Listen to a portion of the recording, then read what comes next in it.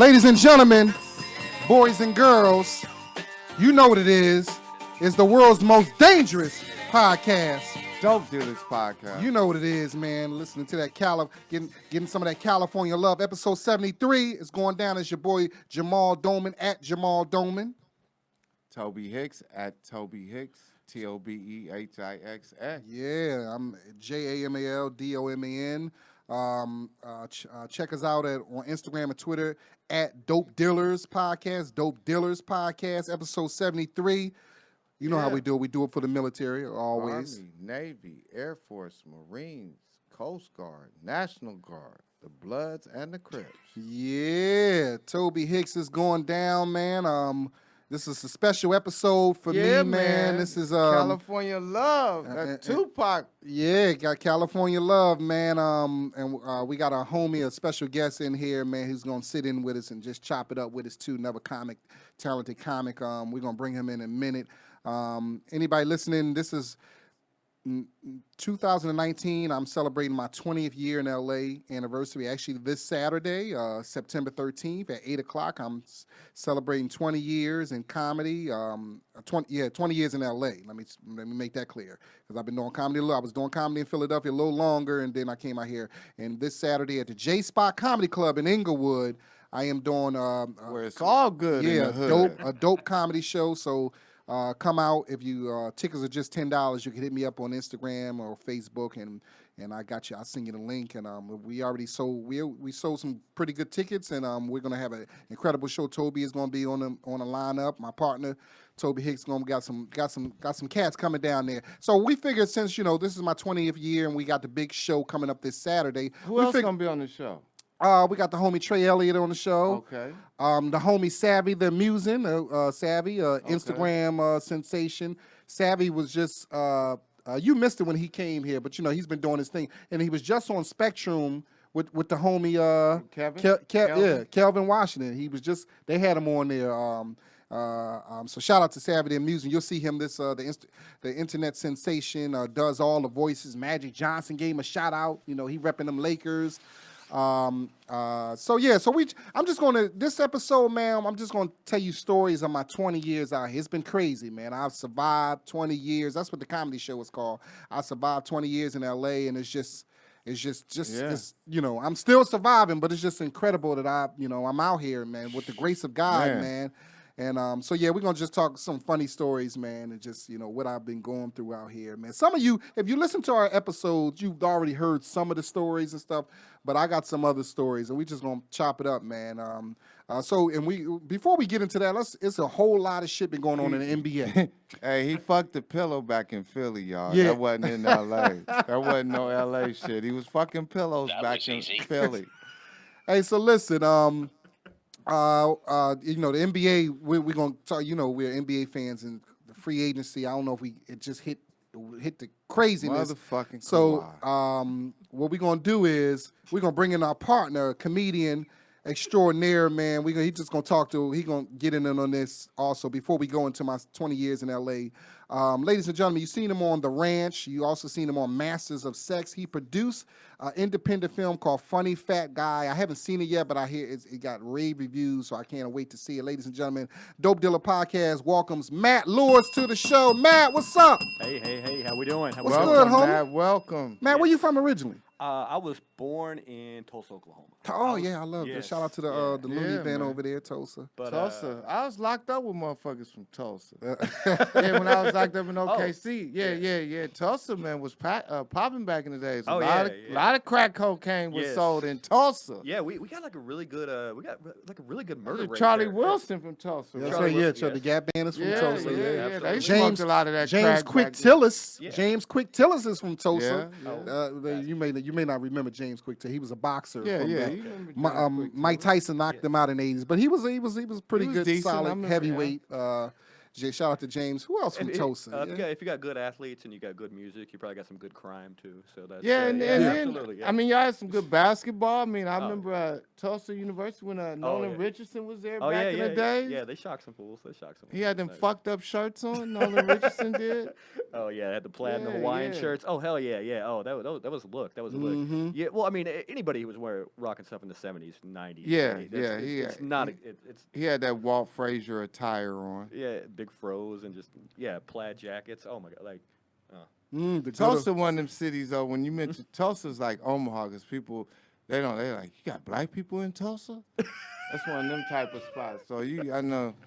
Yeah, it's out there, man. It's out there. It's who else? Music. I'm trying. I can't think of anybody with music right now. I'm sure some country singers. I'm sure. Garth Brooks, I guess. Okay. Yeah, there we go. I know you guys are real the big legend of Garth Brooks. So you was born in Tulsa and raised in Tulsa. Yeah, my family's from LA though. So, okay. Yeah. Okay. My family. So yeah. So how? Okay, your family from LA. Who was in Tulsa? So your mom and dad was in Tulsa. You was. Yeah. And then my dad. They went there to go because my dad didn't want to deal with traffic back in the 1970s. And, damn, it wasn't even that bad. No, exactly. Oh, he goes nuts shit. here. He becomes like a freeway shooter when he comes here, man. He's horrible. Damn, he said he knew it was gonna be an issue. He's like, fuck it, I'm gonna get out of here before this shit even get bad. Yeah. They only got one lane now. In a minute, it's gonna be 5 lanes, and it's gonna take an hour to get 15 minutes. Fuck this shit. 2008, I know it's gonna be bad. I'm gonna get the fuck out now in the 70s. Exactly. Yeah. He was like a doomsday prepper. Yeah, he was like running Damn. out. I Absolutely. see, man. So cool, man.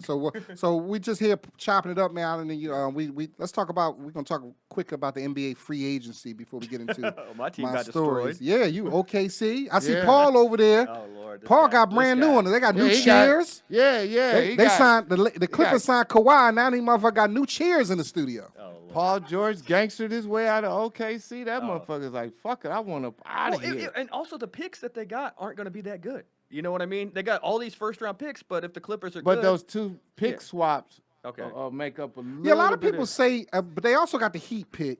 I Yeah. think they got the Heat 21 pick, Yeah. which the Sixers used to have. And I know the Sixers highly regarded that pick. Yeah. We gave them that pick for Tobias Harris. That pick, knowing with the Heat, they, depending if they get Westbrook, that pick may be. And also that you got so many picks, you can combine picks and move up. Yeah. You know what I mean? That's the thing. That shit's gonna work out for him. And you got cap space. Listen, if anybody know about tanking, a Sixer fan know about tanking. It worked though. Yeah, It you worked. got cap It worked. space, and which you can eat bad contracts, but get a first round. How many Get a first round championships the draft pick. Sixers got?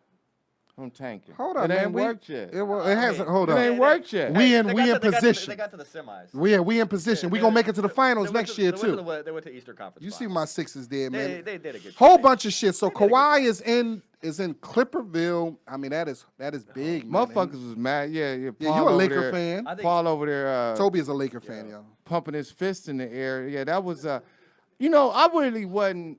I was disappointed, but I wasn't that disappointed. The worst part of the Kawhi situation is that it took us out of the market for other players that we could have got at the time. We ended up doing okay. You can't have a 3-pack. You know what I mean? Well, no, what I mean is like the players that we had the money to get better players at the time, but they all signed with other teams while we had to wait on Kawhi. You had to. The only good thing about it is we did get decent players for the time at the time frame, and then also what we have done is that the Lakers are going to be eligible to get a new max player every year now.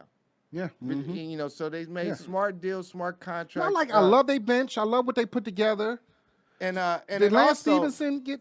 He didn't. No, he no, didn't he- sign no, yet? he ain't- They got no. Rondo. Yeah. They got some tough. You know about they. Quinn Cook from the Warriors, it's and solid. then, Danny Green, and they overpaid for Danny Green, agree. and they overpaid for KCP. Oh, I don't know why they. I know why they Yeah, signed yeah. KCP. It's the same, but I don't know why y'all brought him. I would have brought Lance Stevenson back more than KCP. I would have. Wow. Yeah, I don't know, but KCP started to play well at the end of the year. He started to get his shot back, so that's what they count on. But the biggest thing, man, this is a make or break year for Boogie Cousins. So I'm expecting a lot out of him because, I mean, he has to really salvage his career. If he wants to play after this year, Yeah, he's got to have a good year. I mean, Yeah, honestly, I think he's doing a sweetheart deal. it's a year back from injury, Yeah, so yeah. and he So showed some flashes. Yeah, everybody know that first year coming back. In the championship Yeah. series, he Yeah. won that game Yeah, he 3 did, for yeah. him. He won that shit. So everybody know usually that first year back from Achilles, you ain't really the same. So next year, I think you'll start seeing. And I gotta admit, man, it's not been too too many times that I've literally felt sorry for an NBA player, but I felt sorry for Boogie Cousins. I felt sorry for Isaiah Thomas. Those two guys literally lost a lot of money. over $100 million, man, with those injuries. I mean, they broke it down. I was watching ESPN wonder how they broke it down and how they literally lost $100 million a piece at least. Yeah. On the low end, we're talking $100 million. And I hate to see that. Hey man, listen, man. They still got a lot of money though. So I know they lost a lot of money. We talking about generational money though. We talking about money that they grandkids could have still been living off of. Somebody said defensively, the Lakers, LeBron, who has slowed down defensively, Cousins slowed down defensively, and they said Kuzma ain't the greatest defender. So they was but that's something that he can work at. But the bottom line is you got Danny Green's a good defender, and motherfuckers are sleeping. You got Anthony Davis. They gonna play the same way with AD they did with Shaq. And what I mean by that, they didn't have the best defenders in. So, but if one of those guards, they could pressure up on the guard, and if they get beat, AD gonna cover that shit up. Especially if you got AD on fours. Yeah, you know what I mean. Yeah. Which is his natural position. Yeah, exactly. Whenever he's a stretch for a 5 to guard 5. And he don't have to play that center, which is gonna be beneficial for him. But the biggest thing to me, which I think is really gonna make a difference, is having LeBron James at the point guard. I think that's gonna make a big ass difference. That's gonna be interesting. Start him at the point guard. It's taking us back to that Showtime, that Magic era, man. It's going to be exciting, man. Let's talk about right next down the hall, man. The Clippers. A lot of people have them as the favorite next year. I know, look, Tobe, a Laker fan, he just won't get the Clippers any. We might, Paul, we may need you to get on the mic and just explain. No, I'm going to give him credit. Because Tobe ain't going to give him but you know what? I give him credit, but I'll give the credit to Jerry West, who is one of the greatest Lakers of all time. So, the way they did him or whatever wasn't really cool. So he stepped over, went down the hallway and helped out the Clippers. Yeah. That was phenomenal what they did. It's crazy because they said the other day in Vegas at the All-Star game, Patrick Beverly didn't even speak to LeBron, walked by, wouldn't say nothing, he already had his game face on. Hey, Patrick, that dude, man. Fuck that motherfucker. But I loved it because him going to the Lakers would have made it unfair. Now that we got a balanced league, there's no really favorite. The last few years, everybody knew the Golden State Warriors was going to win the thing. Now, really, my Sixers have a chance. It's a lot more wide open. Lakers have a chance. Clippers have a chance. Milwaukee has a chance. Yeah. You know what I mean? Denver has a shot. Utah, don't sleep on Utah. Utah built a nice squad. That Mike Conley signing it. I think they got Bogdanović too. The shooter. Yeah, they did. Yeah, so Utah got some players. Utah got some. I don't know how they even talk niggas even going up to Utah. It ain't nothing but white people, but the millions of dollars to get you up there. Hey, so Paul, a Clipper fan, rep the Clippers. Somebody was online, was like, "Oh, all these new Clipper fans." I tagged you. There are a lot of new Clipper fans. I'm an OG though. You guys know. I tagged you. We ain't talking about I tagged you. Did you see? I said, "Hey," I tagged Paul. I said, "No." I added Paul. I said, "No." Paul been down with them for a while. Who's the oldest Clipper coach you remember? The oldest Clipper coach? Yeah. See, when I first started watching them was Mike Dunleavy Sr. Okay, I'll go with that. That's 90s. That was 90s. I'll go with that. He was 8 then. So where was you at when you heard he was signing with the Clippers? I was sitting down with some of my buddies that I watch basketball with, and we're eating ramen at this place. We're drunk after a mic, and we're just and all of a sudden I jumped out of my chair because the only person I'll give credit, the only person who, after I lost hope in us getting Kawhi because of how good, the Raptors won the chip, was Tobe Hixx. Tobe kept saying, he's still going to come. He's still going to come. And I was like, nah, I thought they had to lose. I thought they had to lose to the Bucks in order for Kawhi to come to the Clippers. And then. But I told Tobe, remember I said, if he win a championship, I think he's going to leave. Because now he I won y'all championship. I ain't got nothing else. And, Toronto can't be mad. I don't owe you anything. And, but imagine this, though. You got Patrick Beverly, right?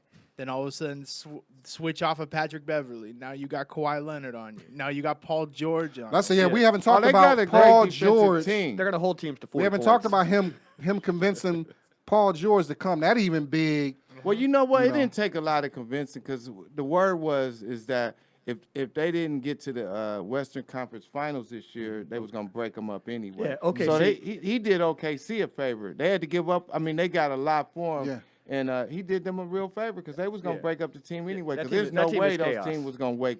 Yeah. I mean, I hate to say it. I mean, Russell's a great player, Russell Westbrook, and the triple-doubles have been just fantastic, but This ain't NBA Jam. you're not gonna win a championship with Russell Westbrook as your best player. It's just not gonna happen. Maybe as your second best player. Yeah, he's not gonna ever win as the best player. Well, I mean, it was becoming really last year. I would say Paul George was their best player. So yeah, he had the best season last year. Finished third in MVP voting. Yeah. So, But then he coming to the Clippers now, and it's probably he might miss the first 15 games or so. You think with the shoulder? You think so? They Okay. said possible the first 15 games. It's just gonna be real exciting, man. I guess the losers would be OKC in the free agency. I guess. Knicks? Yeah, people. Now that's another thing. A lot of people shitted on the Knicks, but but I like what the Knicks did. Knicks ain't just give anybody money. They said we didn't get them. That's fine. We're gonna save our cap space. Yeah. They signed some nice veterans. You know what I mean? They're not gonna be horrible next year. They're gonna be, Yeah. Did you hear the latest word out of it too? What? The latest word was that Marcus Morris made back out of his deal to sign with the Knicks. Yeah, he signed with the Spurs. so Back now out they- of the Spurs Yeah. deal to sign with Sign the with Knicks. the Because Yeah, they're not binding They're yet. offering him. So Spurs offered him 2-year, $20 Shout out to million. Yeah. ASAP. Knicks are offering him 1-year, $15 million. Yeah. So he just wants to make that money. Yeah, they're just doing offer sheets. It's not binding stuff All right. yet. ASAP Talent Agency, what's up? They said my Lakers will be fine. Clippers will give us a run, but that's it. Okay, shout out to I somebody. mean, it's a lot of people that feel like the Lakers, like the Clippers, just have the best team, and it's not even close. And I'm like, No, the Lakers it's- have made some moves. No. Plus, I don't give a fuck. I know they're older and all that. I mean, LeBron's older, but I mean, if you're just talking, okay, if we had to go to the basketball court right now and it was a 2-on-2 tournament, who the fuck would you rather face? Who you think would you rather face, LeBron and AD or Right. Kawhi and Paul George? LeBron and AD. Yeah, I'll take LeBron. No, I'd yeah, rather- hell yeah, I take Yeah, LeBron. I mean, I I'd take LeBron and AD. Yeah, They but we're not, win. They'll win, yeah, I'll say but they'll we win. don't play a two-man game, though. Yeah. Yeah. I mean, this ain't NBA Jam. you No, know, but I'm just saying, you start from there and then you Yeah. just and you match up the other one. Yeah. They got the better bench, I would say right now. Well, Well- I'd rather have our two than the Clippers two. I mean, Clippers had the best bench in the league, though. Yeah, Montrezl they Harrell, gonna be- Lou Williams. Yeah, they're Best gonna be. bench in the league. They're gonna be. What's the Clipper starters gonna be? So Beverly we gonna be got the point. Beverly, George, Beverly. Kawhi, Zubac, and then Zubac gonna start for you. Yeah, Yeah, Shit, Zubac's he gonna started start. last year. Harold comes off the bench, He started the So moment. hold up, he you only got named there. 4 players though. and probably JaMychal Green. I forgot about Jermichael. Yeah. Okay. All right. Well, it's gonna be interesting, man. It's gonna be interesting. My man, Javon Pearson said, talk about the Sixers. Sixers, I like what they did. I think we gave Al Horford too much money. Yeah, man, But at his age, it the is last what it 2 is. years, the first 2 Yeah. years of the contract is The last 2 okay. years The gonna last hurt. 2 years gonna be a motherfucker. Oh, you man. know who's starting? I forgot. Not JaMychal Green. JaMychal Green's coming off the bench. Our boy that we got from you, Landry Shamet. Oh, Who so hit- he's gonna play at the 2. In and his then- rookie year, he hit the Oh, yeah. third most I know. 3-pointers Yeah, I love. in NBA Yeah. history for I a was rookie. mad that we had to trade him to get Tobias Harris, but Landry. They called him. They said he's the new Reddick. Yeah. Yeah. Well, And I it's don't- funny, hey, unfortunately, your That's like the Sixers, new Wes Welker. hey, your Sixers got 2 motherfuckers on their team who were. Did you see how they picked most likely to not fulfill the contracts? Who was that? Horford. And Horford that's and- Al and- Horford and and- Tobias Harris was on the list. They was the top 2 on the Hey list. man, we deal with that day. And y'all when- got them both on y'all team. Yeah. We deal with that day. Tobias is 27. He's young. I mean, he's in his prime or getting in, entering his prime. I'm fine with that. He's not the, he's like a number 2, 3 option. Yeah. My thing is the Sixers. Who's gonna take that last shot? That's because Jimmy Butler was that dude. Yeah. So that's what a lot of who's gonna take that final shot. And Ben Simmons, Doesn't he's seem got to like come it. back with a jump shot. Ben ain't Yeah. the guy. Yeah. But it's been since they gave Ben, they talking about giving Ben the max. So on the Philly radio, it's a lot of people like, does he deserve the max? Yes, he deserves the max. The motherfucker's 22, all-star in the second season. Yes, we know he's not shooting, but I believe that he's going to shoot eventually. Yeah, I He mean, knows he Magic has to couldn't come back shoot next when he year. got to the league. He has to come back next year with some semblance of a jump shot. Yeah. I think Ben Simmons knows that. He cannot come back Yeah. next season and not shoot. Oh, he's athletically amazing. But yeah, no, but you like you said, you don't have a clutch guy in Philadelphia, especially without Jimmy Butler and Simmons. I mean, it's not like can Simmons be, is but going it's to just hard be for, that guy. You know, Embiid is clutch, but it's just hard for a big man to take that final shot because the guard has the ball. Jimmy Butler, I didn't understand him really wanting to go to Miami. I did not understand him. No sense. And then, like I said, I guess he really want to get down there and try to fuck Gabrielle Union. Because you remember when she posted a picture in her bikini and he made a comment and Dwayne was like, yo, stop that shit talking about my wife. But this motherfucker like, fuck that, I'm going down there where she at. Yeah. And Dwayne, they spend most of their time in L.A. now, but he wanted to be down there when they at their other house. They can get Russell Westbrook. They take on that contract. They can get him. They talking about the Heat. They got the room. They got rid of Whiteside, who was who was way overpaid. He was great when he came up, but now he got that contract and was garbage. Yeah. So it's listen. Next season is going to be so interesting, man. I think the Sixers got a good chance of coming out the East, man. Brooklyn is not doing nothing until KD get back. And I the don't Bucks see him lost doing Malcolm when he come back. Brogdon. The Bucks lost him. And Mirotic. Yeah, the Celtics, we'll see. They got Kemba Walker. That's an even trade for Kyrie. I mean, Kemba at least gonna be better in the locker room. Oh yeah, I think Kyrie is a cancer. I wouldn't want. That's what I was telling motherfuckers. Kyrie is gonna be to ruin the chemistry of the Brooklyn Nets before KD even step on the floor. It's gonna be. Remember, I said that shit. Exactly. He gonna have KD gonna be sitting there looking this year while he's rehabbing, wishing he didn't even do that shit.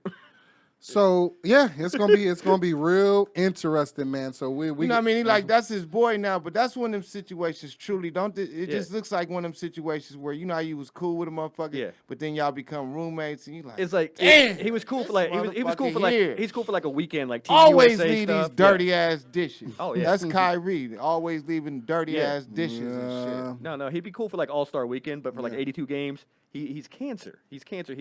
Everybody's ran him off. And he's too fucking talented.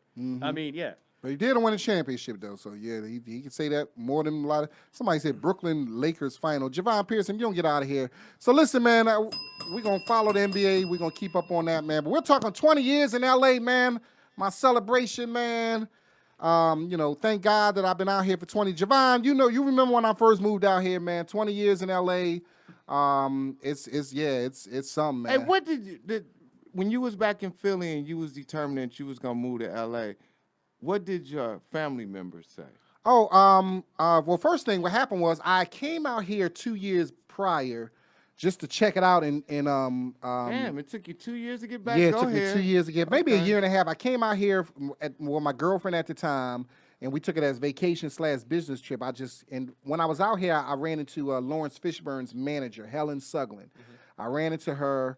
And she was, I'm young. I'm telling her I'm a comic. Lawrence Fishburne. Yeah, I ran into her manager, his manager, and she was like, "Hey, I would love to do something, but you live in Philly, like I can't do nothing for you." I said, "All right, well, I'm gonna move out here. So it took me 2 years to get back out here. My family at the time, they knew I was doing comedy. They knew, I had ambitions of, What did your mom say? She was like, because my stepfather had passed away maybe about a year before, and I remember calling and saying, I think I'm gonna move out to L.A. And she was like, I'll support you. Yeah, go, like go. It wasn't everybody was like, go, man. If you leave and go. Does anybody stand out in your family that told you, nigga, you gonna be right back here? No. Does anybody? You didn't have the nobody. naysayers? You didn't have no negative. I had negativity. No, you was lucky. At least they didn't say it out loud. Yeah. But I don't have that type of family. No, That's nobody. Great. That's clutch. Nobody said everybody. And when I first got out here, I had to. It was rough. I had to call mommy for $200. Aunt Mary for $200. Mommy. Yeah, call my. Call grandma. Call mommy. Yeah, you went way back. Yeah, so What 20 years? You went back to your childhood. But let me call my mommy. All right, let me tell you a story. When I first moved out here, I made myself 20 packages. This back before the internet days, and this is when you had to mail out shit. Oh yeah. I had 20. It was a VHS tape of me doing stand up comedy. It had a 8x10 black and white. Yeah. And a bio. I remember that black and white you had. Yeah. Go ahead. And a bio. I came out here and I had got the Agency Needs book. Remember, it used to be a book called the Agency Needs book, and that was what all the agents, if they was looking for, black white male 30 to 40, what they usually bald headed, you send them in. Yeah, whatever they was looking for, you was able to know. So I found 18 people said they looking for mid-20s, African-American male. So I mailed out, I had 18 packages. I mailed them out. A couple days later, I got one call back. Purvis Atkins at Atkins and Associates, Atkins Talent Agency and Associates, called me. He was on 3rd and Beverly. At the time. And he was like, I got your package. I think you're funny. I'm looking for you. Come on in. So I came in. I signed with him. Nice. I had an audition. My first audition was maybe the next day. Like, he had something for me the next day. Nice. Yeah. Man, that was lucky. My second audition was a Unsolved Mysteries. That's when Unsolved Mysteries I still remember on. that show. I remember that show. CBS network show. That was my second audition. I booked it. So I got out here in August. I'm on television in October because they shoot it pretty quick and they show it. Is you know, turnaround. it was the fall new season that came. So imagine your family, like, I just left Philly in August. October, they watching me on TV. Like, on a show, like, that come was on. big to them. Yeah. So they were like, God damn. Even I was like, God damn. And I got SAG, Taft Hartley. Yeah. So I became SAG off of that because they said I was the only guy who looked like the guy. They had to pick me, even though I wasn't in SAG. Yeah. So like what they do, they Taft Hartley you. That's back then. So I was SAG basically. I ain't have to go through whatever a lot of people had to go through to become SAG. I didn't at the time. I had no idea that was a blessing. Yeah. I'm just thinking, oh, okay. I think that happened to everybody. Just wandered into it. And I remember I was talking to people like, man, I got 2 vouchers. I've been waiting 2 years to get my 3rd voucher because at the time you had to get like 3 vouchers. Oh, yeah. I don't know if it's the same now. So I was on a network television. Yeah. And remember they aired it again because they used to do reruns and stuff. that I was still get checks from that, Nice.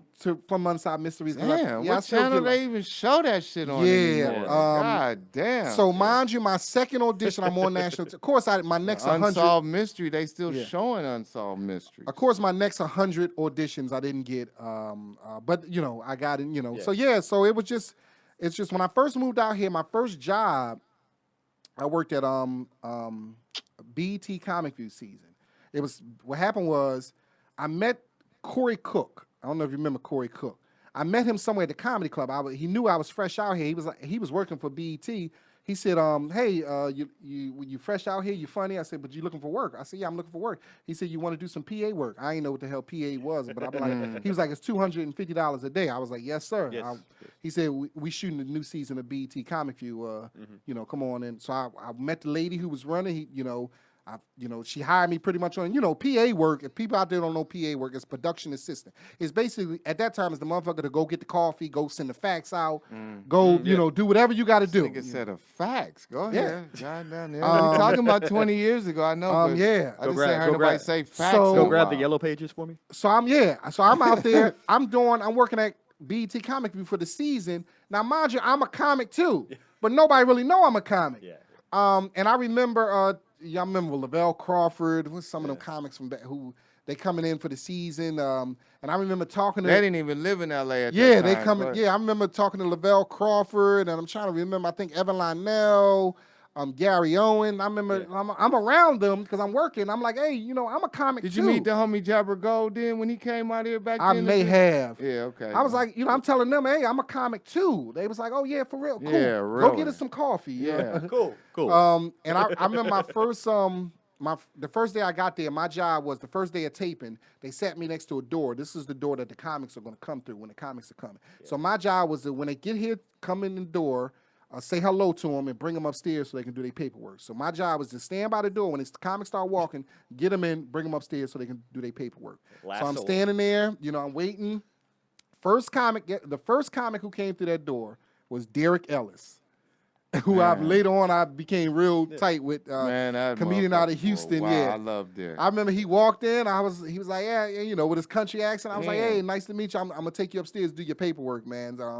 So that was just funny during that whole season, and nobody knew. Motherfucking Derek, that Church's Chicken joke is still one of the funniest jokes I ever heard. That goddamn Church's Chicken joke. And of course, a couple years later, I got on Comic View, which shout out to Doug Williams who got me on Comic View. Who I did Comic View Miami, the season that Bruce and Arnez J split the season. That was really Doug Williams told the people about me. They called me up. I didn't have to audition or nothing.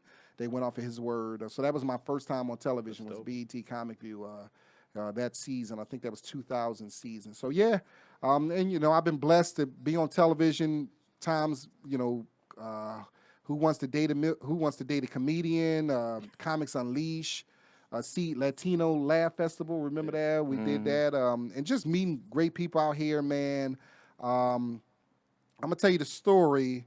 One time I almost went to one of them gay freak parties. Let's say a freak gay party. Here we go. This on the level of that pillow talk. Pillow This talk. motherfucker said I almost went to a gay freak party. Okay. Well, all right. okay. Woo. So I'm gonna tell you the story. This is Jamal Doman. This is the dope true story. I almost ended up at one of the Hollywood freak parties. So at the time, Will Smith, his son. Oh God. Will Smith, his son. This is the oldest son. He had a 16th birthday party. So anybody know my 2 months old? Yeah. my friend is Charlie Mack. So I'm there. Yeah. I'm just at the, it's a bunch of his friends. We, we had the Delts had their own little section where we let the kids party and we was just on our own. So after the party is over, it's me, Charlie, and another one of our friends. I'm not even gonna say his name. How long you been here at this time in LA? I'm probably in LA like 5 years. Okay. And I'd heard about, but I had no idea. So Charlie, it was another one of his friends. Now he's an actor. He's a pretty well-known actor. He was with us. So Charlie is tight with him. So it's three of us. It's Saturday night. We in Hollywood. They had it in Hollywood. We just chilling. And then another actor who was at the party, C-list actor, he comes up to us and he's like, "Hey, what y'all doing?" He's just chilling. He said, "Hey man, I know about this party in the Hollywood Hills. Y'all want to come? I'm about to go up there. Y'all." We was like, "Yeah, I'm really just tagging along." Yeah. So Charlie and the A-list actor, A-list actor amongst black people. They was like, "Yeah, we'll go." And so the C-list actor was like, "All right, well, just follow me, So we get in the car, we follow him. Yeah. He's in the front driving us. He told us about this party. We like, cool, Hollywood party in the Hollywood Hills. How did he describe the party? He didn't describe nothing. He just said a party in Hollywood jumping. We think, okay, cool. Bitches, food, drinks, it's cool. Coke. I wouldn't say Coke. Yeah, but it was so we up in the Hollywood. If you ever been up in Hollywood Hills, you making rights, left, right, left. So we get to this banging house. So we park. I hear the music. I hear people mingling. I'm like, okay, it's going down. Nice house in the Hollywood Hills. Now, mind you, this house was kind of weird because it had a narrow doorway to go inside. A narrow doorway. So mind you, it's the seat. Narrow. Okay. Narrow, yeah. I almost didn't know what you was talking about. So remind you. So as we go in the party, it's the C-list actor we follow him because he know the folks. It's the A-list actor amongst black people. My friend Charlie and me. I'm in the back, and anybody know my friend Charlie is huge. So tall. Yeah, he's a big guy. So I can't really see what's going on because we're in this on this narrow kind of little walkway to the front door. Yeah, that's what he's saying, Matt. He couldn't see what was going on. Yeah, I can't see because this big motherfucker's in front of me. Yeah. But I'm hearing, so I hear the door open up. I'm hearing smacking, partying, and ain't none of that going on. So the door open up. I hear people, "Hey, what's up?" Then next thing you know, I see the A-list actor, A-list amongst black people actor. Black A. He comes flying past me like, "I'm gonna wait for y'all in the car." And I'm like, damn. Shit. I'm like, hold the fuck up. Like, I'm confused because I'm like, what does he mean? He gonna wait for us in the car? Go wait in the car. We just got here. I'm like, we just got here. Like, okay. That's some shit your girl said. So I'm like, now mind you, I can't see what the fuck is going on at all. I just hear music. I hear people talk. I'm still not inside the party yet. And I'm like, well, maybe he's seen somebody in there he didn't like, or maybe he's seen a girl he used to, you didn't know. I'm like, what maybe he he just somebody. It came out of nowhere. Yeah. So I finally get inside the party, and I'm looking. So I'm walking. I'm inside the doorway. I'm in this party, and I'm looking around. And you ever go somewhere, you're like, something is off about this. I mean, it's a party going on, but it's something off about this party. Like I can't. Okay. So I'm looking around. It's bitches. It's dudes and bitches. I see Suave. Actually, we had Suave on we had him. Yeah. I see Suave. I was like, oh, that's the porn guy. Okay. I see a couple porno bitches. I see, okay, a couple there. Roxy Reynolds. Okay, yeah. Oh, and you know these porn. This motherfucker know the porn motherfuckers by name. I'm like, okay. I see some Roxy Reynolds. I see Janet some Jack me porn. there. I see a nigga in the corner over there, and I can't picture like. I'm looking at this motherfucker. You ever see somebody like, where I know this motherfucker from? Yeah, like I can't recognition, but no. Yeah. I'm looking. I'm like, I know this motherfucker. I'm in my head like I know this motherfucker from somewhere. So I'm looking around and I'm like, it's couple time of these to niggas come with some names. Couple of these niggas in here look fruity too, and I'm like, but what I'm you like, mean fruity? Look fruity, motherfucker. Where I'm from, look sugar in they tank. Okay. But it's a Hollywood party, so you know somebody's gay. It is bitches in there. I see Suave. I know. So. Charlie turns to me, he like, yo, we about to leave. I'm like, what? We just got here. Like, I'm saying, what's the name just jet like that? Charlie said, man, I think this is like a free gay party. We about to get the fuck up out of here. So I'm like, oh shit. I said, I know something is going. I said, this nigga in the corner, like, who is this nigga in the corner? Why do I know him? Free gay? What does that mean? So I said, the nigga in the corner. I said, well, I know that nigga. Because the nigga in the corner just like looking. And Charlie was like rubbing his nipple? Charlie turned to me. Charlie was like, I said, well, I recognize that nigga. Charlie was like, that's Terry McMillan's ex-husband. Now, anybody, I don't know if y'all know Terry McMillan, the author. Yeah. You remember her ex-husband, she caught him with a dude. Oh. They was on, I don't know if you remember, it was they was on Oprah. They did arguing on Oprah. Like, I remember he was that down weird low. scenario. That's the term down low kind of came from him. Wow. So I'm like, I knew that because the motherfucker had first thing when I seen him on Oprah, when they was arguing with his wife, I'm like, a lot of people was like, how you didn't know, telling Terry McMillan, like, how do you know? Because this motherfucker got eyeliner on. Like, how the fuck you didn't know this nigga was gay? Yeah. And so I was like, I was like, yo, okay. And Charlie was like, yeah, it's one of them parties. So we Charlie said, yo, peace. But how was y'all able to tell by just barely stepping in though? I mean, was two men kissing? Was two women I don't kissing? know. I mean, what did y'all see? Well, two women kissing, it wouldn't have bothered us. Yeah. But it was too many homos in here. And listen, I don't have nothing against the homosexual community. Don't come. No. But it was just two. It was two. And it was one of them, I guess that's why the A-list, he peeped as soon as he walked in. That's why he jetted. Yeah, that wasn't his first rodeo. That's why he peeped, oh, this some freak type of shit. Well, what about the nigga who told y'all let's go there? What's up with this motherfucker? All Who right. is this? I'm not naming no names, but listen. You act like he listening to the podcast. So we leaving. Nigga. How we the world's most dangerous podcast, but you scared to tell a motherfucker's name? So we leaving. We ain't dangerous. We leaving the party. He's coming with us. He's walking out with us. So we go. We get in the car. I remember as we was leaving, the girl Claudia Jordan at the time she was on Price is Right. She was walking up. That's a bad. She see us. She's like, hey y'all been in there? Y'all leaving? We was like, yeah, we leaving. She's like, a lot of gay people in there, right? We was like, yeah, we leaving. She's like, I know.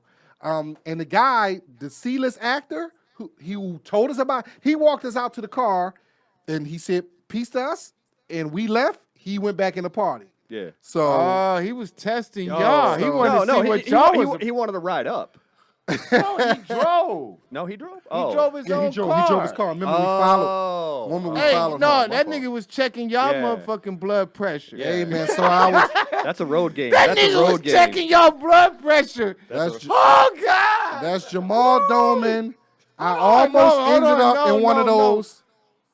Who was this motherfucker? I ain't saying no names, man. I'm not saying no names. Who knows what this could have done for your career? Listen, man. Hey, so hold on. I wanted to fuck Roxy Reynolds. Good call. Hey, I tell you what.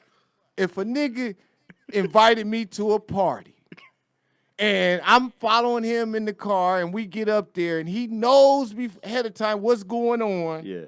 And he still invite not just me, but a couple of my homeboys.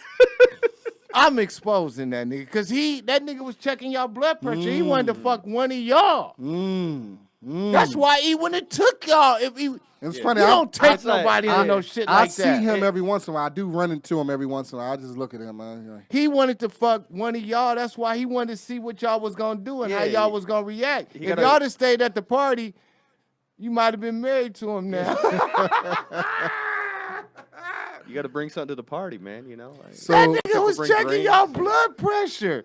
Yeah, that's a Hollywood move doing that. That's how you find motherfuckers want to find out where you stand. Well, listen, they found out where I stood at, because we got up out of there, and so that was my first that was my first I almost got caught up in there, man. I almost got caught up in there, man. So I'm, thankful that, They said caught up in there. They almost got me, man.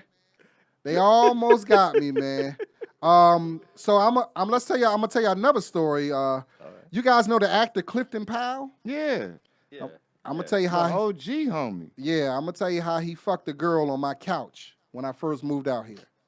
He fucked some hood rat on I don't even know Clifton Powell like that, but he ended up fucking a girl on my couch. You gonna expose Clifton, but you won't expose the nigga who tried to fuck you. Clifton fucked the girl. The nigga invited you to the party was trying to fuck y'all. So this is 20 years in LA, man. Clifton Powell fucked this girl. What happened was, at the time, I had a roommate. When I first moved, I had a female roommate. Shout out to Roy Diggs. That was my female. We had a 2-bedroom, 1 bathroom. Yeah. She was a talented comedian out of Philly. Roy, good people. So she was my roommate. At the time, Michael Blackson had came out, because Michael would come out here and chill with us and sleep on our couch. At the time, this girl came out here with Michael Black. She was a promoter in Philly, or so-called promoter in Philly. So she had came out here, I guess. I think at the time she was trying to book Chris Tucker. The bitch ain't had no Chris Tucker money. If you're listening, that Philly shit. Shout out to everybody on live. This is the story of Clifton Powell. This is 20 years in LA. I'm telling all my 20 years story. Clifton Powell fucked a girl on my couch. So this girl came out here, so she crashed with us. So Mike kind of stayed in my room. The girl crashed on the couch. We went out one night. Obviously, we must have went to a comedy club or something. And Clifton, if you know, at that time he used to always frequent the comedy club, probably the Comedy Store or something like that or whatever. So I guess somehow the girl Clifton met the girl who was hanging out with her. What was her name? He met the girl from Philly. He met the girl from Philly who was crashing on our couch, who was just hanging out with us. So I think we did something afterwards. We may have went to a bar afterwards. So we was hanging out. Yeah. So we got home around we got home late. So it's me, Roy, Michael Blackson, the girl, and Clifton is with us. Now Clifton really just, he hanging with Roy and the girl. Like he trying to fuck the bro. Yeah. So when but I didn't really. I knew, but I'm just thinking he hanging out. It's funny because at the time I always called him. What was his character in Dead Presidents? Was it Cuddy? I think it was Cuddy. So I was calling him Cuddy because I knew him from Dead Presidents, one of my favorite movies. Yeah. So I'm like, yo, Cuddy. I keep calling him Cuddy from Dead Presidents. So we get home. It's late. We tired. Me and Mike go right to sleep. And I hear they still in the living room, talking, whatever. I hear Rory, the girl. Now the girl's crashing on the couch. You sure this ain't the freak party? No, I hear Clifton. I hear them talking, but we so fucking tired. We went to sleep, and then it's Rory's house too. She got company. I mean, it's all good. I don't give a shit. So I'm asleep, but I'm also hearing shit too. So you know how that go. Yeah. I'm out, but I'm hearing Mike was out because the next day we talked. He said he ain't heard nothing. So I hear Rory go to bed because I hear her door close, so she go to bed. So I hear the girl and Clifton talk, and I'm dozing off. I'm asleep. I'm waking up. Then I hear the door close. That's Clifton leaving. So I'm okay, cool. It's about 2 a.m. It's probably about time for him to leave anyway, So he's gone. So maybe 20 minutes later, I hear the door open back up. I'm like, who the? I'm asleep. I'm up. I'm asleep. I'm like, who? So I hear Clifton voice again. I'm like, he came back. I'm like, okay, well, maybe he, I don't know, get some condoms. Had to get some. Go ahead. He went to go get some condoms. Yeah. Absolutely, yeah. So I'm asleep again. I go back to sleep. Next thing you know, I hear this. Fucking sounds. I hear the couch moving. Yeah. And I'm thinking to myself, like, this chick don't even know us. Like she crashing on our couch. Yeah. Like that's some bold. I was like, I know this dirty bitch. I'm not hating on Clifton. I'm not gonna fuck up I ain't one of the motherfuckers. Y'all both. I ain't that. Handle your business. But I'm thinking in my head, like, that's some bold ass shit. Like, this chick don't even know us like that. She really came out here. She's Michael Blackson. That this bitch and just met this nigga and just. Well, I mean. Yeah. Vacation sex. I'm like, yeah. So they fuck for about 30 minutes. I couldn't fuck on nobody else's couch. Go ahead. They fuck for about 30 minutes. Yeah, they fucked for about 30 minutes, and I heard the door close, and Clifton was going. The next day, I told Mike about it. I said, Mike, that dirty. He was like, Mike was like, what? He said, I said, yeah. He said, that dirty bitch, that's some disrespectful shit. How she just going? And so I think we went to breakfast the next morning, and she thinks we sleep. She ain't think nothing. She think nobody heard. I think Rory knew. Rory knew what happened. Yeah. I think Rory may have gave her a blessing or whatever. Damn, her blessing to put cum on your couch? But so the next day we were kind of fucking, me and Mike was fucking with her. We kept saying Cuddy. Remember we called him Cuddy? Yeah. So we kept saying Cuddy about everything. Like Cuddy this. And I think after a while, cut that broad. I think after a while she caught on that we knew because I remember her and Roy kind of like whispering to each other, and Roy later on admitted to me that she came to her. She was like, "Oh, I think Jamal was up. I think he heard us." Yeah, bitch, I did hear you. Like I've never said nothing to her. I just fuck with her. I wanted to cuss out, but I didn't. She went home. She was only here for the weekend. She went home. Did you ever see her? I was gonna say, I don't think I've seen her in Philly again. But I run into Clifton Powell all the time. And I do want to say, motherfucker, you remember you fucked that little thot on my couch? Hey, but that bitch, she telling stories of how she fucked Clifton Powell to all her homegirls. Yeah, I was fucked on Roy and Jamal's couch. That was a come up for Michael her. Blackson was in the room, sleep on the floor. He didn't even have hotel money back then. Yeah, 20 years in L.A., man. This is it's incredible, man. Clifton Powell fucked on your couch. Fuck this hood rat on my couch, man. Man, you know who Clifton Powell is, don't you? I had to look him up, but I remember him now. Yeah, absolutely. Yeah. Dead Presidents, yeah. Well, he was the military guy, right? In Dead Presidents, right? Wasn't he? No, he was the pimp. He was the pimp. Oh, remember the pimp? Yeah. That moved in on. Moved in on the girl. Yeah. I don't know if his name was. What's his name? Cuddy? Yeah, his name was Cuddy. He fucked Chris Tucker's wife. No, he fucked Lorenz Tate. Yeah, that nigga was mad. When he went to Vietnam, I'll look after your girl. He was Pinky in everybody. A lot of people know him from Friday movies. Yeah. He was Pinky. He's been. He's been in every. He's a working motherfucker. The record store. Yeah. He'll do whatever budget you got. Clifton will be in that movie. Yeah. That nigga working He was in Tupac movie. He be.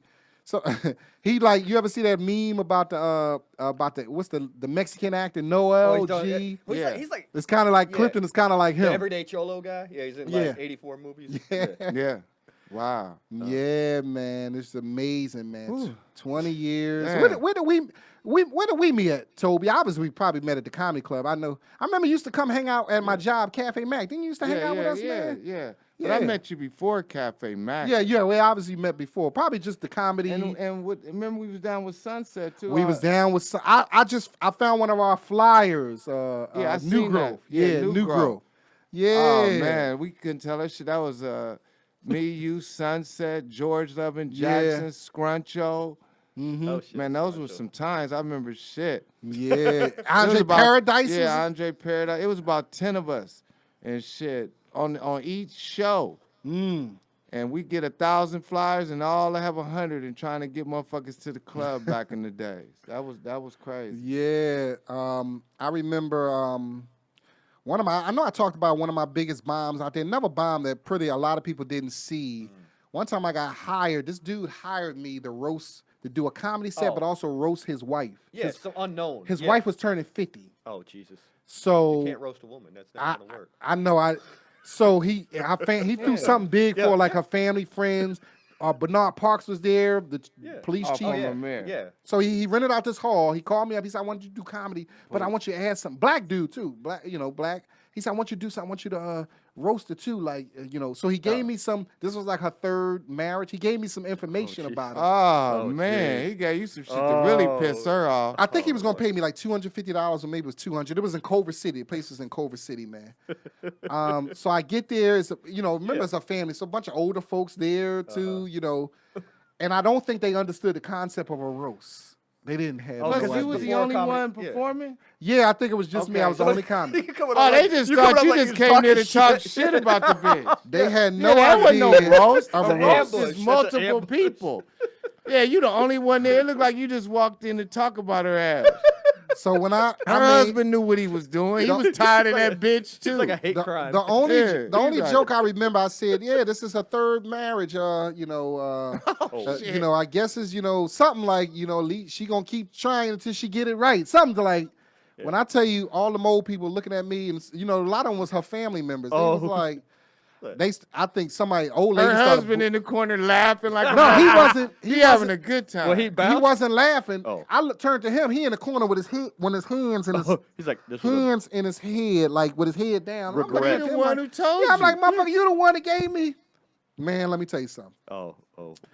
I tried to tell a couple jokes and get Yeah. the fuck up out of there, man. I don't even think I got my money, man. I was think going to just say, left. did he Yeah. pay you? I don't even think I went in there asking for his money. It was so horrible. I just left, man. Yeah. Oh, yeah, you was on some real rookie shit. Yeah, Yeah, I don't give a oh. fuck how bad I buy them. I ain't leaving without my motherfucking Yeah. money. Take it up front. Yeah, hey, I need my money. I don't give Yeah. a fuck. Yeah. Hey, plus, I mean, it's like, who the fuck said this shit? He's like, Damn. this will work. He's like, this will be a great idea. It was somebody. You it get was- no it was pussy a- for a month. Yeah. It was a famous It was- comedian that's doing really well, and he had talked in the past. I was somewhere, and he spoke about the pain, and he was like, "When you bomb," he said, "They're paying you for the fact that you might have a good set." Yeah. They're not- That's Chappelle? Dave Chappelle. Chappelle. yeah. Dave Chappelle said I get paid for the attempt. Yeah.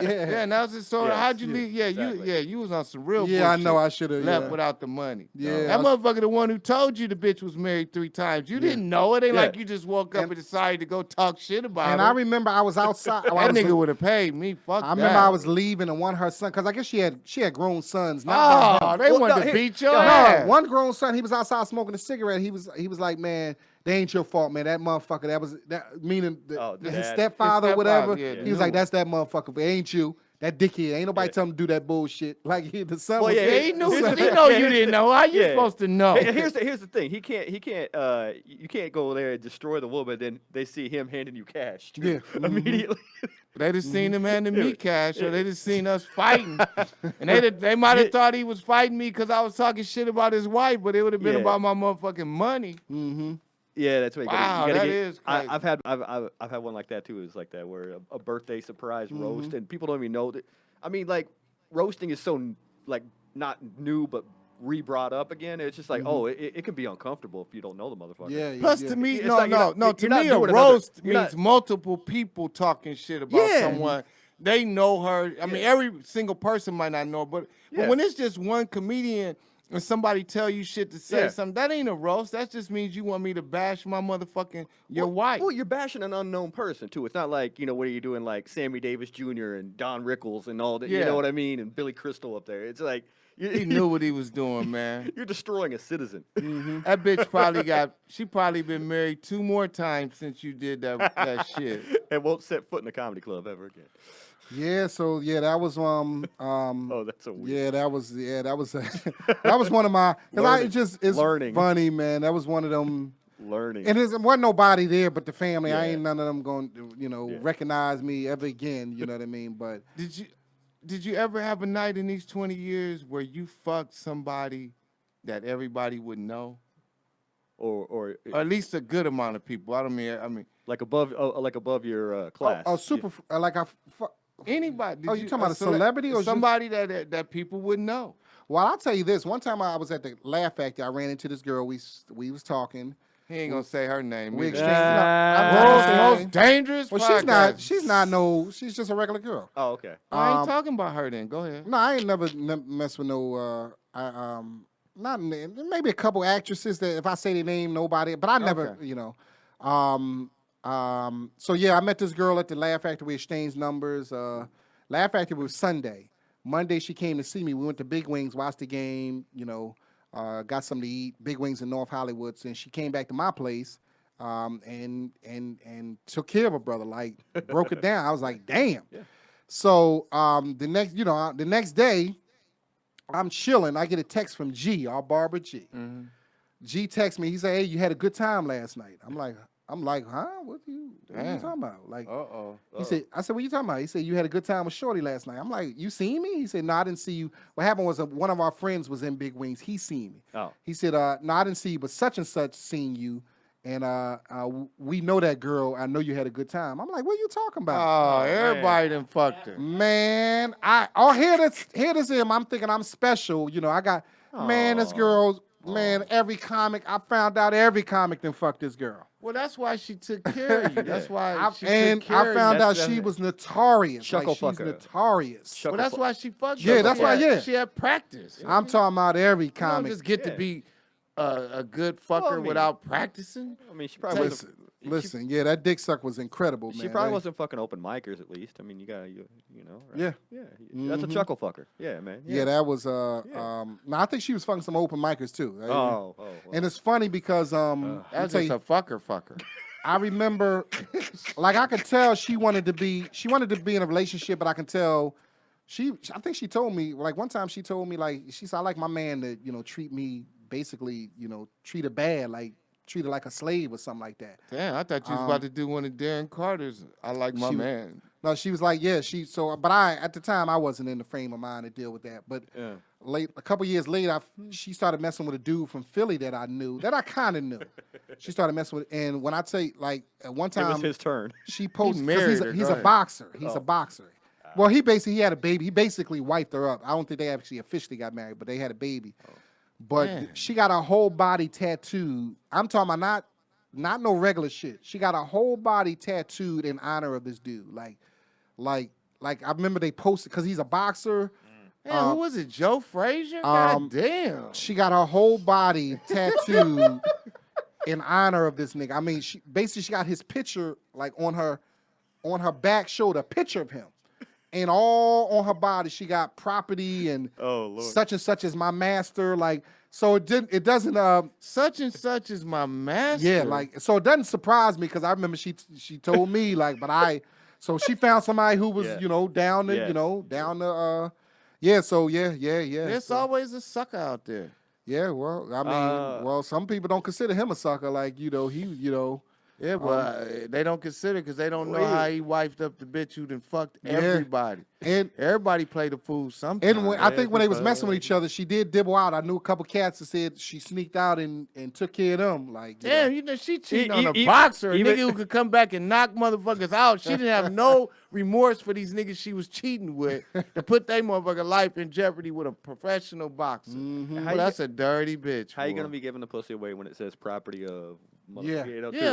There's no way I would want. Yeah, I wouldn't. Like if it's you know, if it's like some heavyweight motherfucker. Anyway. I remember it's like I don't even like. I mean, you know, I know a woman or a man could get a tattoo of a woman, you know, the opposite sex's name when they're younger or whatever, and they be stuck with that shit. But that's not sexually attractive to me. I mean, like D. Militant used to say, who want to be sucking on a titty and look up and it's Larry's name right there? Oh, Larry. Yeah, I mean, shout out to D. Militant. That was a classic bit. That's the truth, though. Yeah. Yeah, I mean, and then, she got a motherfucker's name and then she out cheating on him. Ooh, that's a dirty bitch. And I just think, you know, 20 years out here, man, I think of my accomplishment, man. I'm still, you know, we still grounded, but I've truly been blessed, man. You know, TV, you know, doing Comic View 3 times. Have you ever been to L.A. County Jail in these 20 years? No, I've never been to L.A. County Jail. You're a lucky motherfucker, man. I know, I have been lucky, man. I've never been to L.A. County Jail, man, but just, you know, just accomplishing, you know, on Laugh My Laugh Tracks. Just, you know, when I came out here, my goal was, before I moved out here, I read an article. It was about the dad from Moesha. I forgot his name, but at the time, Moesha was how they had an interview with him. And he was talking about when he got out to L.A., what his goal was. His goal was to get on television once a year. That was it. That's my goal. If I can at least get on television or in a movie once a year. So I was reading this. I was like, yo, that's a reasonable goal. That's a dope goal. I'm going to do that. When I get it, just once a year, if I can. And I'm blessed to say, Toby, Matt, for 20 years, each year I've been in a movie or on television every year, man. Whether it's, you know, 1 year, whether it's a Comic View. Every year I've done something. I've been on television. I've been in a movie. Every year, man, I've done something for 20 years, man. You've had an awesome life. And just think, Jamal, You have been able to sit here next to me for 73 weeks now. Yeah. Your shit is awesome, man. It's great to be you. Toby's upset that he wasn't one of the highlights. Yeah, listen, no, starting the podcast is one of the highlights. We've been wanting to do that for a while, man. That's funny. Getting that off the ground, and that's definitely a blessing. Thanks to everybody out there who listened, man. I remember just some good time. I remember I did this movie in New Mexico. The movie never even came out. It was called Sailboat. And we did it in a small town in New Mexico. So you fly into Phoenix, and then you catch this small plane. Basically, it's like a puddle private jumper. jet. Yeah, I hate them little ass planes. I'll never get on another one. Them motherfuckers. It's an hour to this little town, to this little small airport in New Mexico. And I remember I got on. It was just me and one girl. It was just us. And I turned to her. And I was like, yeah, this is our own private plane. She was like, she's like, where you going? I forgot the town. She was like, well, what are you? I said, I'm shooting a movie. She was from the town. Yeah. She was like, what? I said, yeah, I'm shooting this movie called Sailboat. Like, they flying us in here. And she was like, they shooting a movie. And was she cute? Yeah, she was cute. Why you didn't try to fuck I took some video. We exchanged numbers, but I was only in town for they flew me in on Tuesday. I filmed on Wednesday, and they flew me out on Thursday. So I wasn't. That's perfect.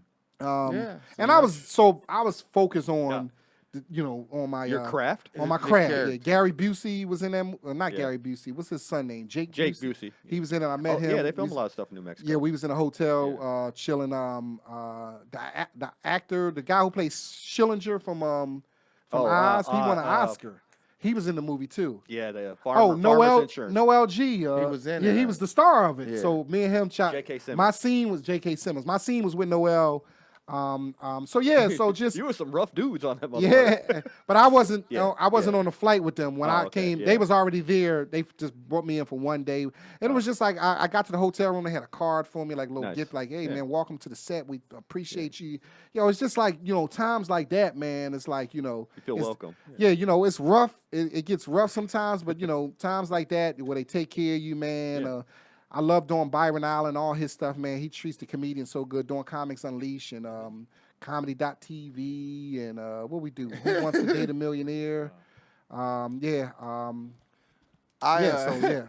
remember that time. Oh shit! I remember the time me and Jamal we went to Iraq. Yeah, going overseas. We went to Iraq to perform for the troops, right? So that shit was funny. I'll never forget it.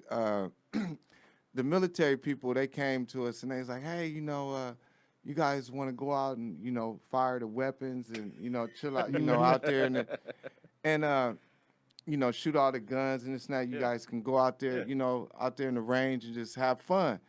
And I was like, oh, yeah, hell yeah, let's go. And I remember Jamal was just landing. He's like, oh, no. He said, that's okay, I don't want to go. And I was like, Jamal, what you tripping on? I was like, man, are you kidding me? I said, this is a once in a lifetime. He told, I don't really fuck with guns like that, I'm like, nigga, you from Philadelphia projects talking about you don't fuck with guns. Jamal was scared. He didn't want to go fuck with him, but he ended up going out there and having a great time. Yeah, I remember. I shot the gun. Yeah, I had a good time, man. Rocket I'm just, I'm a little, even though I'm from the hood, I'm not hood. I tell you. No, that's what I'm saying. Yeah, you the exact opposite. I'm just, guns I remember my brother, he owns a gun. I remember once I was over the house with him back in Philly and he had pulled out his gun. I mean, I don't just like motherfuckers with guns around me. Like, get them fucking guns the stakes away rise. from me. But you're from Tulsa. That means more normal to just everybody I know has guns. Yeah, everybody I know has guns. I'm from the blood, so that's normal shit. You got to have your guns. I remember the first time I came to LA to buy some dope. Mm-hmm. I was in San Diego. Isn't that crazy how it used to be hard to get dope? Well, no, we would come to LA because it was cheaper. Are you talking weight? I'm talking weight. Yeah, okay, we came fair up enough. Yeah. I never forget. One of my homeboys in Dago, his family was from Compton. They was Treetop Pyrus and shit. Yeah. So, he was able to get the low prices from his family. So the only thing, we'd have to drive up here and get it. Yeah. And so I remember the first time we took a trip. I was out of prison. I had fresh out of prison and got back out and was selling dope again. He had been in prison. That was the thing that really bothered him. Mm. So we get to Compton our first trip, man. We get here. We get to his grandma's house because we was going to his grandma's house and then we was gonna hook up and get the dope, whatever. Mm-hmm. Now, mind you, we got like 40,000 cash with us, and so. I'm thinking to myself, I'm from Nebraska and I'm from the hood, whatever. There's no way I was coming to LA without. But he's thinking he's going to his family, so it ain't no no reason for him to be nervous. This is his family. He's got a good alibi. So we get to, I never forget, we put into the driveway of his grandma's house in Compton, and and then as soon as we got in the driveway, I pulled a pistol out of my back. I pulled one out of my, I got like 3 guns with me, because, you know, I don't know these motherfuckers. That's your family. Yeah. I don't know these motherfuckers. You ready for the ambush? And that motherfucker he was like, man, you brought that shit. I was like, hell yeah. I said, motherfucker, you think I'm coming to LA without no gun? And that story always stood out because I had multiple guns. And I was like, oh, yeah. Yeah, this ain't no shit to fuck around with. I'm coming up here to buy cocaine and I ain't got no motherfucking protection. Yeah. Fuck your family, nigga. I don't know. I don't ain't know my them. family. I don't know them. Yeah. You wasn't. Yeah. It's real out here. I'm happy. I met some great people out And what here. about man. when you ran? Tell everybody about when you ran Mixed Nuts Comedy Club. Oh when you was yeah, booking that for I years. ran Mixed Nuts Comedy Club. It was early 2000s. I was booking Friday and Saturdays down there, man. And this early 2000s. How did all that happen? How did you get hired to book the club? I think when Benet first, Benet was the owner of it. Well, I guess when he moved from the Comedy Union, where Mixed Nuts used to be on Washington with Pico, where it's now the yeah. Comedy Union. When he moved over there, I think Enz was the owner of the Comedy Union. Enz was his bartender at the time. Yeah, then turned into the manager. Yeah, so I think when he came over there, I think I just came to him. I was like, let me help you book it, because I know you got other stuff to do. I know the comics. Yeah. And that was good. It was. I wouldn't book a club again because it's pain in the ass. I mean. Especially a black club. Them niggas was they was like, woo. I remember Evan Lionel always. Like, I would give Evan, I'd say, Evan, you up at 10:15. He would always walk in like 10:45, 11 o'clock. Like, I'm like, motherfucker, I just gave your spot away. Like, I need to get, like, just annoying. Like, I love Evan, but Evan used to, it was, you remember Diane Bliss? Yes. Diane Bliss was this white female comedian. Mm-hmm. Not funny at all. I don't even think she do comedy anymore. I haven't seen her in years. Sounds like she never did. So a lot of and that's the thing about it, a lot of the unfunny comics, I will put you up early because that's how it is. Get them out of the way. But some of these comics was delusional. The ego. They thought they should get the prime time spot. So Diane, the show usually started about 9. Diane, I got you at 9:15. She walk in like 9:45 because she purposely do it trying to get the prime time spot when the audience is more. She coming in looking at me 9:45. I will turn my head like, you get the fuck out of my face. Like, she would try to she act like, oh, I'm just late. No, bitch, you're not late. You purposely trying to do this. Yeah. Out of all the comics that you booked over the years at Mixed Nuts, who got the maddest at you? Well, that would be G-Thing probably. G-Thing always. Because G-Thing was just a bitch and just always. Damn, so hold on. So he would just be, G-Thing was G-Thing. He wanted to go up when he wanted to go up. He wanted to go up anytime he wanted to go up, all the time. And he wanted people to bow down to him. Like, I mean, like sometimes I would say fuck him, I wouldn't book him, and he'll go to Benet. He'll come in the club, go whisper in Benet here. And and Benet sometimes that's when he wouldn't. Well, he still ain't. That's why he wouldn't branch out. He just performed at the Blackest. Yeah. He was just. I mean, couldn't go to no other spots. Just had to be a black room. But I remember the comics who would come down there. Who like Sam Tripoli was like one of the only white comics who would come down there and perform. I remember Sam. I gotta run into Sam. Sam, like, motherfucker, I used to put you up. Like, I hear Sam is doing real good now. Sam. Yeah, and I used to put. Sam. I give it. Sam was the few white comics who came down on a regular basis and put. Jokoy. Jokoy. So I'm trying to think the non-black comics who Sam Tripoli would come down there and Sam would have a good set. Like, he would do well. Jokoy would come down there. I always Sam. Sam funny. Jokoy played me. Hilarious. Let me tell you something. Now I used to put Joe up. Early 2000s. Yeah. So obviously before he blew out, I used to put Kevin, everybody before they blew up. I used to put them on. Jokoy, one time he had me host for him at the Ice House, which was cool. Then I didn't talk to him for years. I think I ran into him at the Bank of America. And at that time he was starting to do. I was like, yo, I'm proud of what you're doing. And he was like, yo, cool, man, give me your number. I'm gonna call. So he called me, had me host for him at the Ice House. Cool. But then I didn't hear from him for years. I guess we just didn't run into each other. So maybe about 5 years ago, I ran into him at the Improv. And I'm, you know, I see, yo, what's up, man? It's all, oh, Jamal, what's up, man? It's all love. And he always, sometimes he would say, yo, man, this guy will put me up at the, I remember that club, we used to do, what was the name of that club? Mixed Nuts. So I'm at the Improv. He's like, yo, take my number. I got some stuff for you. Take my number. He tells me to take his number. He's like, yeah, take my number. You still got my number? Take my number. I got some, hit me up tomorrow. I got some stuff for you. So I took his number. Cool. I hit you up tomorrow. I don't think I hit him up the next day, but maybe the day after. I text him, hey, old Joe, what's up? It's Jamal. Yo, just hitting you up because you told me to hit you up. You don't want to come off too thirsty. Yeah. Nothing. Got no response. Okay, so I waited like a week. So I was like, all right, let me hit. Yo, Joe, what's up, Miss Jamal? Yo, you told me to hit you up at the Improv. I'm hitting you up. Nothing. So I stopped calling him. That was it. That was the last time. I haven't seen him since. I'm fine. It's funny. The girl I was dating at the time, I was dating this African chick, and I kind of told her about what happened because I think we was watching this Netflix special. I was like, man, that's my homie. He told me to call him. The motherfucker ain't hit me. She was like, no, you should call me. I said I called the motherfucker. I cut him twice. Yeah. It ain't, you know what I mean? He told me to call him. Not like I went up to him. Yeah. So yeah, Jokoy, come on, dog. Like, come on. That's how you gonna do your boy like that. But much success to you, man. Keep doing your thing. I don't, you know, this we is don't a hate on cold game. nobody. It's funny, Sam. Like Sam was very funny. I was able to teach Sam a lesson in the game one time. Sam Tripoli? Yeah, Sam Tripoli. That was taught to me, and this shit was funny. I was taught by Shang, and what happened was one time Shang, you know, I would do shows with Shang, and so we were doing this spot. It was a school. It was like a college. Okay. I believe it was like a school in San Bernardino, one of those like Cal State San Bernardino. Yeah, Cal State San Bernardino. Yeah, that's where it was. So it was a show for them. Yeah. Not only was it the college students, but I guess they had some teenagers that were there, like maybe high risk teenagers. Oh, that's new. Yeah, no, but so I mean, right. It was a good event. All right. So everything was fine, but here's the thing. So Shane, you know, later on, I found out that he knew the deal. He knew it was gonna be under, you know, teenagers and shit like that. There, he just didn't tell us. So, anybody know Shane? Shane was always late to every gig. So, so Shane pick us up all late, and we rolling. So by the time we get to Cal State San Bernardino, the lady who booked the show, she's standing in the parking lot waiting on us with her hands on her hips. Yeah, like where the hell y'all at?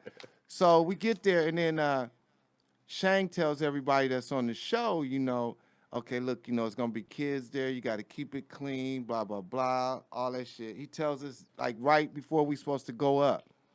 So I'm like, damn, and I'm looking at the kids, and I'm like, shit. So everybody starts to go up, you know, everybody goes up and does their set, and it's not going well. I go up. Because everybody got shook when they seen the kids, like, oh, fuck, you know, I wasn't expecting ambush, you know, small children, like 8 years old at the show. Oh, shit. Yeah, it was like that. I mean, like, it had to be, like, anywhere from, like, 8 on up to 20 or whatever it was. Oh, that's weird. To up to, you know, the college students that were of age. But anyway, so he tells us to keep it clean, the ladies tripping and blah, blah, blah, so we can get paid and this and that. So everybody goes up and tries to do a clean set. And when I say everybody bombed, everybody bombed. The host bombed, the opener bombed. I was featuring at the time for Shane. I bombed. And Shane goes up there, and this motherfucker does his nightclub act. I mean, he just goes raw, just the same shit he was saying in the club in front of all adults, he said in front of these kids, and they loved it. Shang was, by the time the end of his set, all the kids were standing up screaming and this and that. And then the lady, she wasn't mad at all. Yeah. So that was the lesson I learned, like no matter what, just do you. And ever since then, I learned that lesson. I'm glad it was on that level and it wasn't on another level because ever since then, that shit worked out for me. So fast forward to about Sam. So I never will forget. It was a New Year's Day show, and this was about 7 years ago. And the homie Aurelio Bacanero booked us, and it was on like New Year's Day, the actual after New Year's Eve, and on this day, I don't know how it worked out this way, but the Raiders played that day. So it was a Raiders football game on New Year's Day now. Oh, yeah. and they were showing the game. I believe it was a Sunday. So they're showing the game. So we're doing a private party like for And you're competing against the Raiders. well, no, all the Raiders people were there. The fans were there. Okay, yeah. The people there were fans. So so what it was is that they were going to show the game, and then we were going to do comedy at halftime. Okay. Oh, yeah, And it I was thought just the only people that was on the show. It was Sam, me, and Aurelio. So it's kids there, like small children, whatever, because it's a restaurant too. Yeah. So it's small children there, like anywhere hate from that, yeah. Like a from Dave 8 Buster's on, or whatever. something. Yeah. So Sam goes up, and he's concerned about the kids, thinking about the kids. Now, mind you, Aurelio didn't say you got to keep it clean or nothing, because this was Raider fans, even though they had their kids, but these are the grimiest motherfuckers around. You know, so Sam goes up, and he's worried about the kids, and he just bombs. It's in his head. Yeah, it's in his you head. can, yeah. And I'm like, Sam, but it's in Sam's head. So in my head, I remember the situation that from years back with Shank, so I didn't give a fuck about the kids. So I go out there, I do my nightclub act, and I'd say, you know, fuck y'all kids, blah, blah, whatever I said. Yeah. And it worked out well, and everybody laughed. So after the show was over, I remember Sam was like, yo, man, that was crazy. And I was like, look, I'm gonna tell you something that I learned years back. Always do you. Yeah. Because it don't matter. It's better that a motherfucker get mad at you like, hey, why'd you talk that way in front of my child? That's better than you not doing you and motherfuckers walking out there, man, I seen the Tobe Hixx, man. They ain't gonna say, I seen Tobe Hixx, but it was some underage kids there at the show. They gonna say, I seen Tobe Hixx and he wasn't funny. Yeah. They ain't gonna explain that it was 8 years old in the front row. So ever since then, I learned, like, I don't give a fuck. You could be breastfeeding. It could be preschool kids. I'm cussing. I'm doing what the fuck I do. Right. Unless I'm hired for that ahead of time. Unless they You know, if you don't tell me that's before, specifically in the rider, and you don't yeah. ask me, and that's not in the money, you know, you don't say, okay, look, I'll give you X amount of dollars to do a clean show. It's gonna be kids. Then I do a clean show for the kids. But if you don't say nothing, I'm doing what the fuck I do. Cause you ain't. Don't throw your own hurdles up, man. Yeah, absolutely. That's right. Cool. So we're going to wrap it up with that, man. We had a great time. Matt, tell them where can they find you at? What you got going on, man? Tell us about the movie. What you got going on? See, what is it? Tomorrow I'm at the Comedy Palace in San Diego. Okay. Yeah. This don't come out till Thursday. So well, if you want to go back in time, let's see. A movie I produced called Funny Fat Guy. We won 3 film festivals. Your producer I was already a fan of it. It's a story. It's about a comedian who's past his prime and doesn't know it. It should be coming out on streaming this fall. Yes, finally. Funny Fat Guy. Funny That's Fat a great Guy. name. Yeah. Cool. Where can they find you at and all that stuff? Oh, Instagram, Twitter, all that is the fun Matt Lewis. THE. I don't know. I can't spell. Fuck it. That's The all fun good. Matt Lewis. Yes, absolutely. I looked at Toby like he knew my stuff. I Absolutely. was I gonna was. say, damn. Yeah. I That's had to what's up, think, man. how do you Yes. spell the?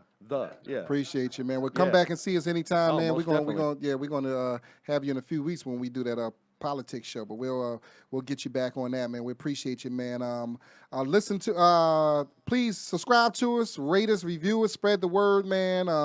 You know how I do, man. And shout us out on Instagram, Twitter at Dope Dealers Podcast at DopeDealersPodcast.com. I knew you had to fuck up something before this was over.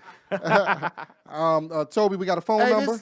818-335-2065. 818-335-2065. To all the people that are listening that live in LA, make sure you come out this Saturday night, July 13th. Yes. J Spot, Inglewood. 20 years. 20 years. I got some. Me and I got about some- Congratulations. Me and about 20 Congratulations. me That's and awesome. about Appreciate it, man. 20 other Yeah. bloods will be there, so it Yeah. won't be no problem in Inglewood. Yeah, come. It's gonna be an incredible show. I And got if you some heavy know hitters. somebody in LA, tell them about the show. Yeah. Come down and hit me up. If you want tickets, hit me up on Instagram or Twitter at Jamal Doman, JamalDoman. I got the tickets. I'll send you the link, man. $10 link right now. They're gonna go up on the show on the day of the show. They're gonna go up. So get To them now, $11. man. Get that promo price. Yeah, definitely, man. Get the early bird special price, man. Shout out to everybody, man, out there, man. The troops, you know we love you guys, man. Shout out to our sponsors, Doman Cheap Movers. Doman Cheap Movers, the #1 moving company in the San Fernando Valley. And before we go, I must say, rest in peace to my relative, Eugenia Fuller, who just recently passed away from cancer. She battled cancer for 10 years, so, you know, I'm glad she's out of the misery and the pain that she suffered. So shout out to Eugenia Fuller and her kids and grandkids and her siblings, my relatives, Ro, David, Sissy, Leella, her sister who stood by her side, took care of her all these years. God bless you. Yeah, rest in peace, definitely, man. So listen, we love you guys, man. You know how it is, man. Subscribe to us, follow us, rate us, review us. Hit us up on Instagram, Twitter, Dope Dealers Podcast, @Dope Dealers Podcast. That's with an S, man. We love you guys, man. We out. We talk to you next week.